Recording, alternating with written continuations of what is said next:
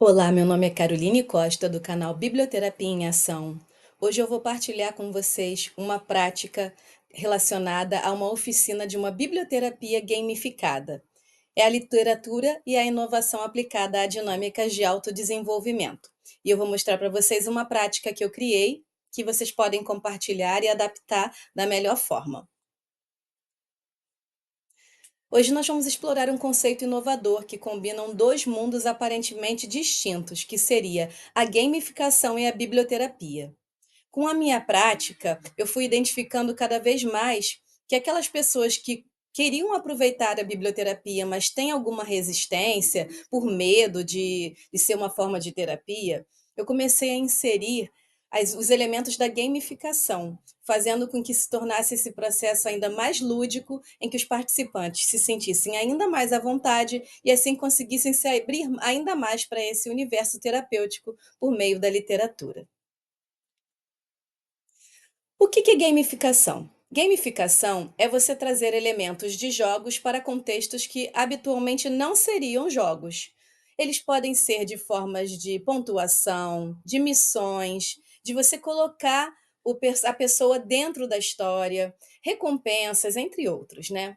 E a biblioterapia é um processo terapêutico por meio de textos selecionados para determinados públicos. Textos esses ficcionais ou não, mas que de alguma forma pode compreender o ser humano a partir de si mesmo, que ele possa se autodesenvolver, curar alguns bloqueios, algumas feridas, alguns traumas, por vezes sem nem saber como esse processo foi feito de cura, mas que dentro da biblioterapia cabe esse tipo de avanço, digamos assim, de compreensão e de lidar melhor com si mesmo.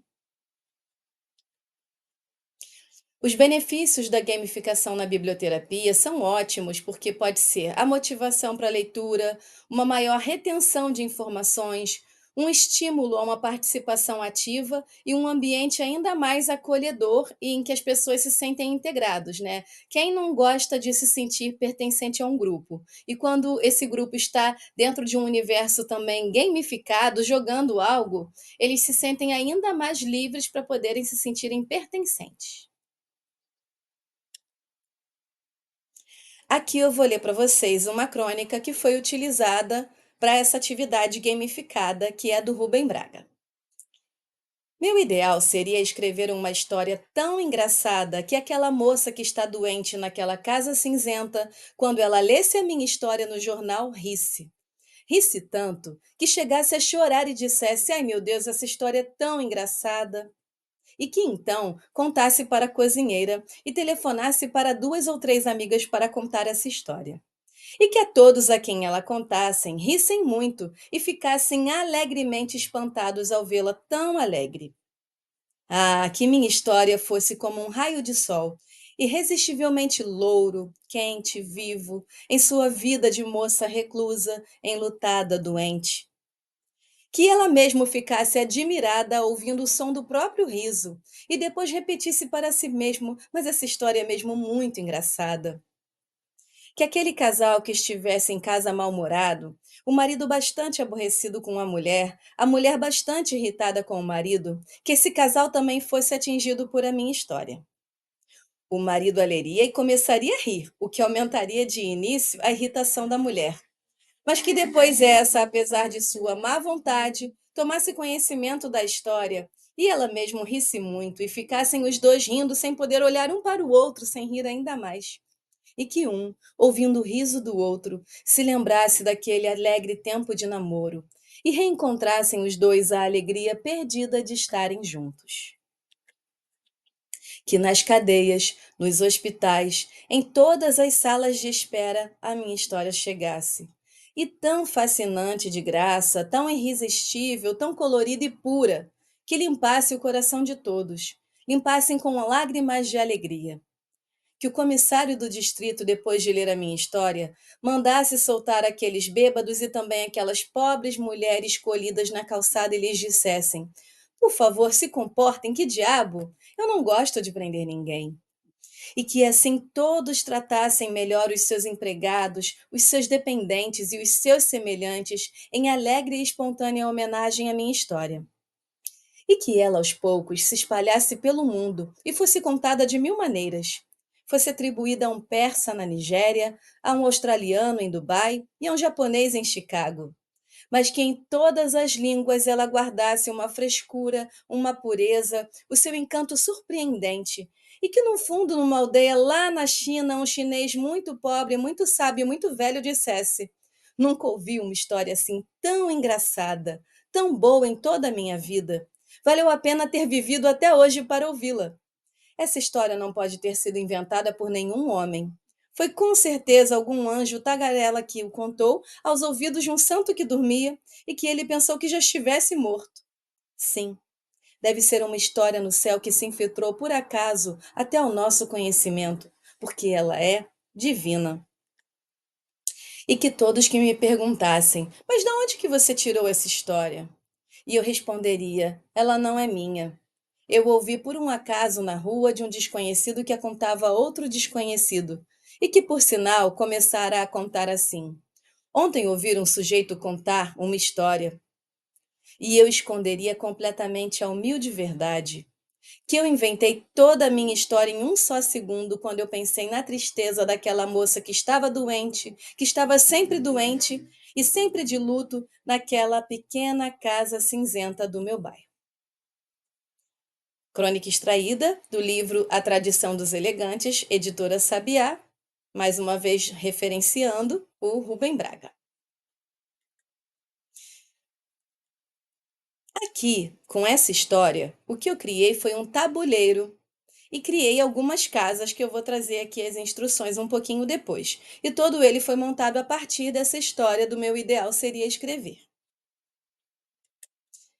As instruções.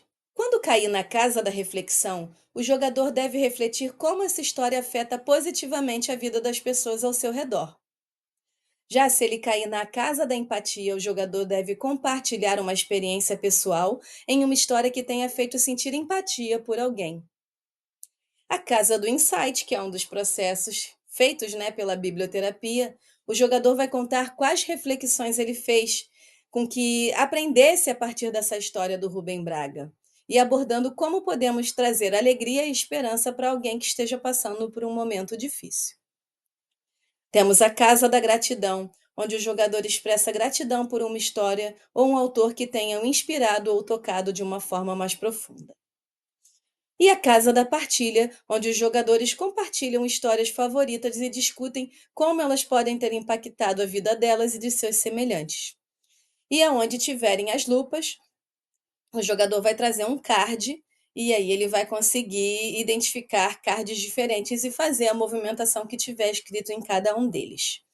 Todos esses elementos foram feitos pelo aplicativo Canvas, pelo programa Canva, que todos vocês podem adaptar procurando por jogos de tabuleiros, flashcards.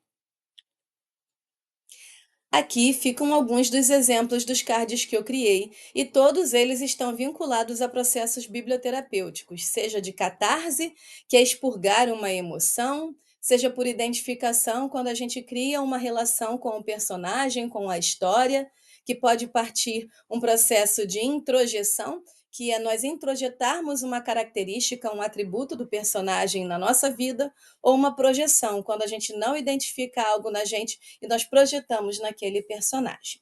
E a partir desses cards, vocês podem criar também, adaptar livremente para crônicas diferentes, para obras diferentes, podendo sempre atribuir uma vinculação aos processos biblioterapêuticos, vinculando a essas histórias que fazem parte.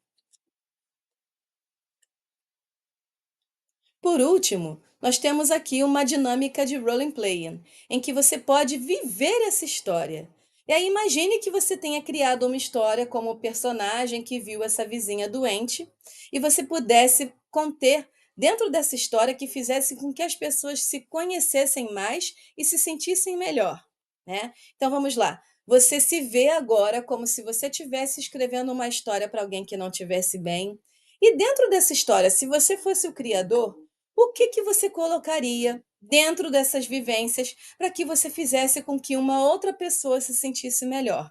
Então, é uma prática terapêutica em que você se vê dentro dessa realidade, dentro dessa obra, dessa crônica, mas a partir daí é você quem vai vivenciar e é você que vai fazer toda essa elaboração imaginativa, tá bom?